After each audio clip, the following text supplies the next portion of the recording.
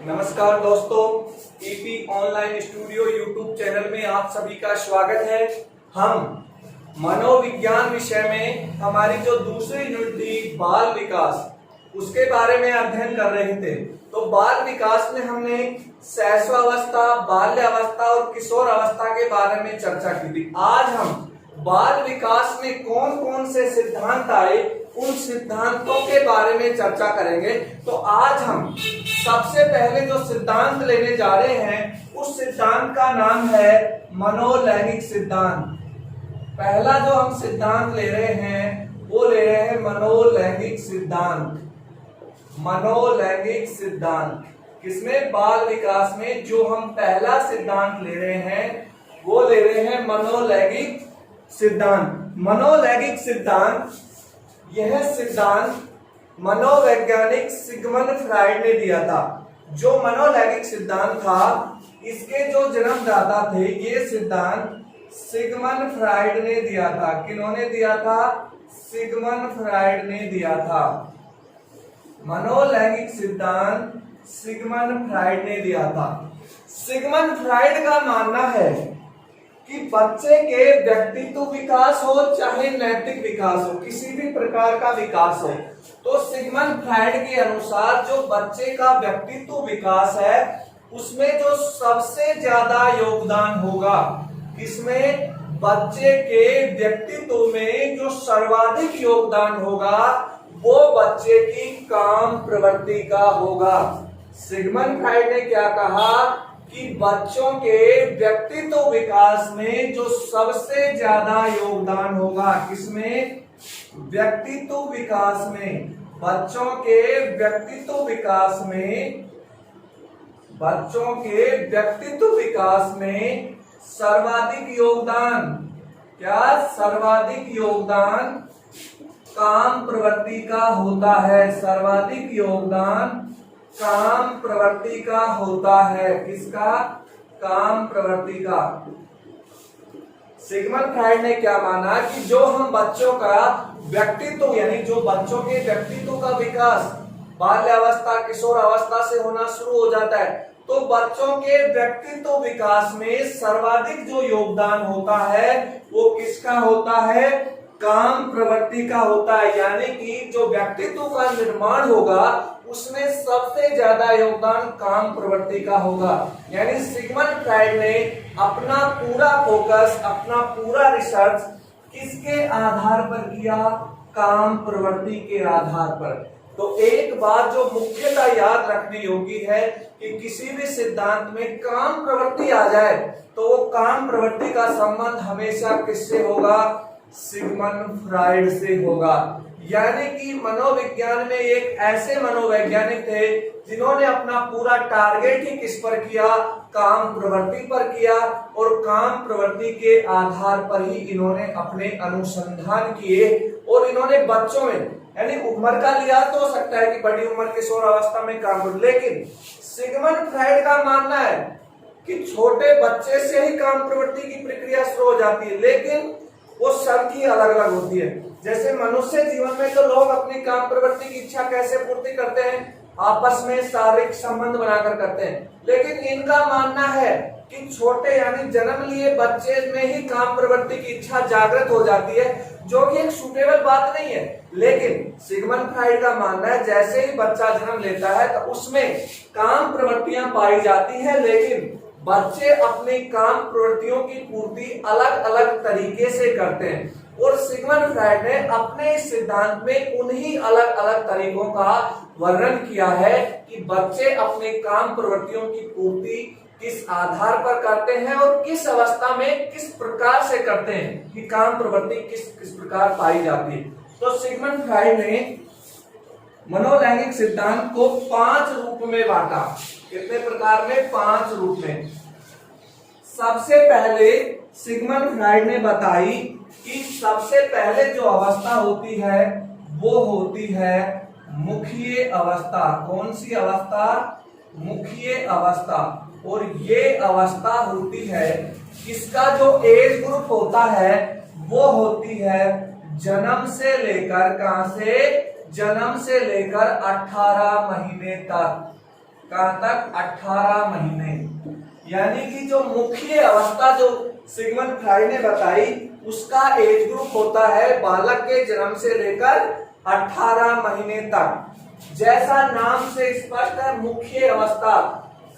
तो इस अवस्था में बालक है जो अपने काम प्रवृत्ति की पूर्ति, किसकी पूर्ति? काम प्रवृत्ति की पूर्ति मुख द्वारा करता है। काम प्रवृत्ति की पूर्ति किसके द्वारा करता है? मुख के द्वारा करता है। सिगमंड फ्राइड ने क्या कहा कि जन्म से लेकर और 18 महीना तक के जो छोटे बच्चे होते हैं वो अपनी जो काम प्रवृत्ति की जो इच्छा होती है उसकी पूर्ति अपने मुख द्वारा करते हैं। तो मुख में हम किसको लेते हैं? जैसे होठ, जीभ और दांत। किसको ले रहे हैं? जीभ और दांत। तो सबसे पहले ले हम होठ। तो छोटा बच्चा होता है अपने होठों से, अपने माँ के स्तनपान से दूध पीता है। तो बच्चा अपने होठों से माँ का जो स्तनपान करेगा तो अपने होठों द्वारा अपनी काम प्रवृत्ति को शांत करेगा। ये कौन कह रहे हैं? सिगमंड फ्राइड कह रहे हैं कि छोटा बच्चा जब अपने माँ का स्तनपान करता है तो अपने होठों द्वारा अपनी काम प्रवृत्ति को शांत करता है। किसके द्वारा? होठों के द्वारा अपनी माँ के जब स्तनपान करेगा दूध पीने के लिए तो वो अपने होठों के द्वारा क्या करेगा? अपनी काम प्रवृत्ति को वो शांत करेगा। फिर उसने कहा जीभ या दांत। तो छोटा बच्चा होता है वो अपनी माँ के स्तनों को बार बार दांतों से काटता है।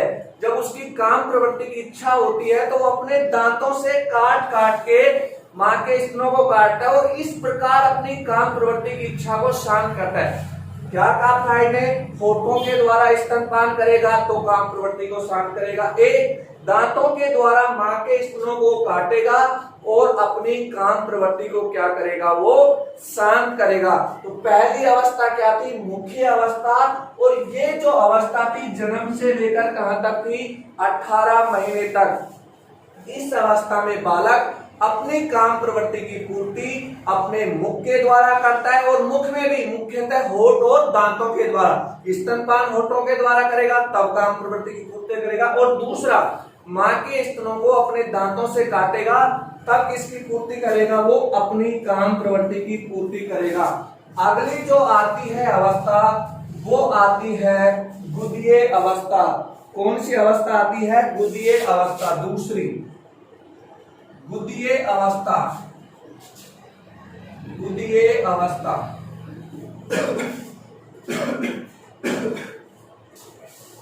सॉरी गुदीय अवस्था। इसकी जो उम्र होती है 18 महीने से लेकर और 3 वर्ष तक होती है। यानी गुदीय अवस्था में वो बालक आते हैं जिनकी उम्र 18 महीने से और 3 वर्ष के बीच में हो। इस अवस्था में क्या माना कि बालक की जो काम प्रवृत्ति की पूर्ति करने का जो केंद्र पहले मुख के द्वारा शांत करता था अब किस पर केंद्रित हो जाता है? बालक की गुदा के ऊपर। किसके ऊपर? गुदा पर। यानी मुख से केंद्रित हटकर ध्यान अब किस पर आ जाता है? बालक की गुदा के ऊपर आ जाता है।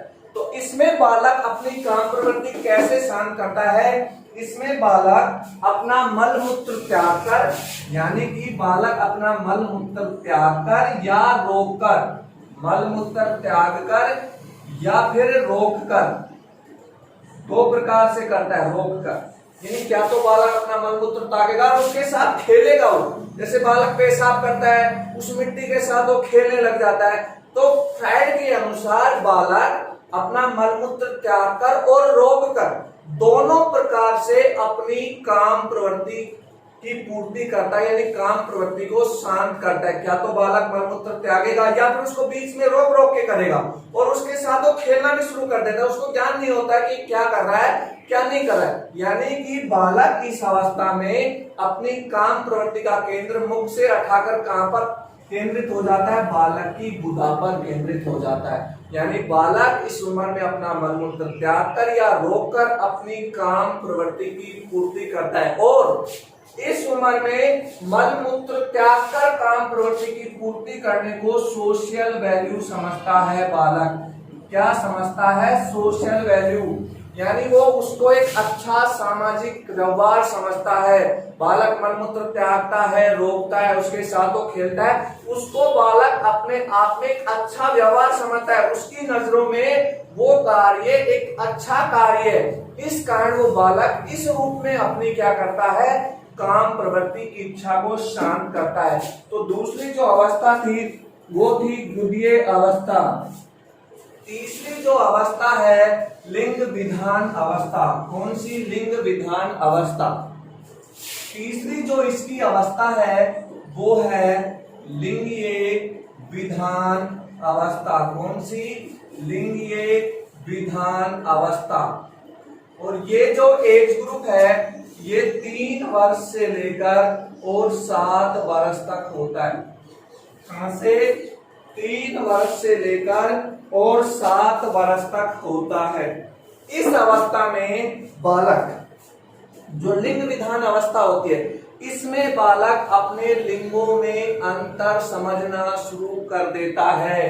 क्या शुरू कर देता है? अपने लिंगों में कि ये पुरुष है, ये स्त्री, यानी ये लड़का होगा, ये लिंग वाला लड़का, ये लिंग वाला लड़की होगा। यानी कि बालक होता है जो लिंगों में अंतर समझना शुरू कर देता है। क्या? अंतर समझना शुरू कर देता है। कौन सी अवस्था में? लिंगीय विधान अवस्था में बालक क्या करता है? लिंगों में अंतर समझना शुरू कर देता है। यानी कि वो लड़के और लड़की में भेद करना शुरू कर देता है। उसे पता चल जाता है कि ये लड़का होगा, ये लड़की होगी। तो लिंगों में अंतर। अब बच्चे के अंदर 2 ग्रंथियों का और आकर्षण बढ़ जाता है। एक ग्रंथि होती है उसे कहा जाता है ओडिपस ग्रंथि। कौन सी ग्रंथि? ओडिपस ग्रंथि, जिसे हम मात्र ग्रंथि कहते हैं। क्या? मात्र ग्रंथि। और एक होती है इलेक्ट्रा, जिसे हम पित्तर ग्रंथि कहते हैं। क्या कहते हैं? पित्तर ग्रंथि। इन ग्रंथियों का विकास होना शुरू हो जाता है। ये विज्ञान की परिभाषा में ऐसी कोई 2 ग्रंथियां नहीं पाई जाती हैं, लेकिन साइकोलॉजी में इन 2 ग्रंथियों के बारे में चर्चा की गई है। ओडिपस ग्रंथा, मात्र ग्रंथि, जो लड़कों में पाई जाती है। यानी जब ये अवस्था शुरू होती है तो लड़कों का आकर्षण अपने पिता की तुलना में अपने माता की तरफ ज्यादा आकर्षित हो जाता है। किसकी तरफ? माता की तरफ। यानी बच्चा अपनी माता का प्यारा हो जाता है। बच्चा अपनी माता को ज्यादा चाहता है पिता की तुलना में। यानी लड़का होगा उसमें कौन सी ग्रंथि पाई जाएगी? ओडिपस ग्रंथि का विकास शुरू हो जाता है। तो उसमें मात्र ग्रंथि, यानी उसका जो प्यार आकर्षण है वो अपनी माता की तरफ ज्यादा होगा। और इसी प्रकार जो इलेक्ट्रा ग्रंथि है वो लड़कियों में पाई जाएगी, यानी पितृ ग्रंथि। लड़की का जो ध्यान और प्यार होगा, जो लगाव होगा, वो अपने पिता की तरफ होगा। कहने का मतलब ओडिपस ग्रंथि लड़कों में पाई जाती है, यानी पुरुषों में, और इलेक्ट्रा ग्रंथि होती है जो स्त्रियों में पाई जाती है। यानी जो लड़के होंगे उनका लगाव तो अपनी माता से होगा, तथा जो लड़कियां होंगी उनका लगाव होगा जो अपने पिता से होगा। ये थी तीसरी अवस्था। अब अगली जो चौथी अवस्था आती है अप्रत्यक्ष अवस्था या गुप्त अवस्था। कौन सी? अप्रत्यक्ष अवस्था या गुप्त अवस्था। चौथी जो अवस्था है वो है अप्रत्यक्ष या गुप्त अवस्था। गुप्त अवस्था, ये अवस्था 7 वर्ष से लेकर और 12 वर्ष तक होती है। कहां तक? 7 वर्ष से लेकर और 12 वर्ष तक होती है। अप्रत्यक्ष या गुप्त, इसके नाम से स्पष्ट है कि वो चीजें हमारे सामने नहीं होती हैं। सिगमंड फ्राइड का मानना है कि इस अवस्था में काम प्रवृत्ति बिल्कुल न्यून पाई जाती है, बहुत न्यून पाई जाती है। गुप्त या अप्रत्यक्ष अवस्था में बहुत न्यून पाई जाती है, यानी न के बराबर। यानी ये मान सकते हैं कि अप्रत्यक्ष या गुप्त अवस्था में सिगमंड फ्राइड ने माना इस अवस्था में बालक में काम प्रवृत्ति नहीं पाई जाती है। इस अवस्था में जो बालक का अपने माता पिता के प्रति प्यार था, यानी अपनी माता के प्रति जो प्यार था, इस अवस्था में माता के प्रति जो प्यार या प्रेम था, प्यार या प्रेम, यानी जो छोटी एज में बच्चा अपनी माता से जो प्यार या प्रेम करता था, वो इस अवस्था में आते आते सम्मान में बदल जाता है। यानी अब बच्चा अपने माता पिता का क्या करने लग जाता है, सम्मान करने लग जाता है। यानी कि सिगमंड फ्राइड ने माना कि अप्रत्यक्ष या गुप्त अवस्था, यानी जो बच्चे 7 से 12 वर्ष के बीच होते हैं, उनमें काम प्रवृत्ति बिल्कुल कम पाई जाती है, यानी न के बराबर पाई जाती है। और इस अवस्था में जो बालक पहले अपनी माता के प्रति प्रेम या प्यार करते थे, वो प्यार या प्रेम सम्मान में तब्दील हो जाता है। यानी बच्चे अपने माता का क्या करना शुरू कर देते हैं, सम्मान करना शुरू कर देते हैं। ये थी चौथी अवस्था। अब जो पांचवी अवस्था थी वो जनेंद्रिय अवस्था। कौन सी? जनेंद्रिय अवस्था। सिगमंड फ्राइड ने 5 अवस्थाएं मानी थी, 4 हमने पढ़ ली और 5वीं है जनेंद्रिय अवस्था। कौन सी? जनेंद्रिय अवस्था। जनेंद्रिय अवस्था, इसका जो एज ग्रुप था वो 12 से लेकर और 18 वर्ष तक है। क्या माना? जनेंद्रिय अवस्था 12 से 18। और हम सिगमंड फ्राइड का मनोलैंगिक सिद्धांत पढ़ रहे हैं, और हमने शुरुआत में कहा था सिगमंड फ्राइड का पूरा अनुसंधान था वो किस पर आधारित था? काम प्रवृत्ति पर आधारित था। तो इस अवस्था में काम प्रवृत्ति बहुत अधिक पाई जाती है। काम प्रवृत्ति बहुत अधिक पाई जाती है। कौन सी अवस्था में? जनेंद्रिय अवस्था में बहुत अधिक पाई जाती है। यानी सिगमंड फ्राइड का मानना है कि जो जनेंद्रिय अवस्था यानी 12 से 18 वर्ष, जिसे हम किशोर अवस्था भी कहते हैं, इस अवस्था में बालकों में काम प्रवृत्ति सर्वाधिक पाई जाती है। यानी बच्चों में काम प्रवृत्ति की इच्छा बहुत ही प्रबल होती है और वो उसको शांत करने के लिए कुछ ना कुछ कार्य करते हैं। अब वो काम प्रवृत्ति को शांत करने के लिए कुछ ना कुछ करेंगे। क्या? तो वो स्वप्नों के आधार पर, इसके आधार पर, स्वप्नशीलता के आधार पर, स्वप्नशीलता के आधार पर अपनी काम प्रवृत्ति को शांत करेंगे। यानी कि वो स्वप्न लेके, यानी कल्पना के आधार पर सोचेंगे, हाँ मेरा हो, मेरी उसके साथ दोस्ती हो गई, मेरी उसके साथ दोस्ती हो गई। क्या? तो कल्पना के आधार पर, या होमियोसेक्सुअलिटी के आधार पर, होमियोसेक्सुअलिटी,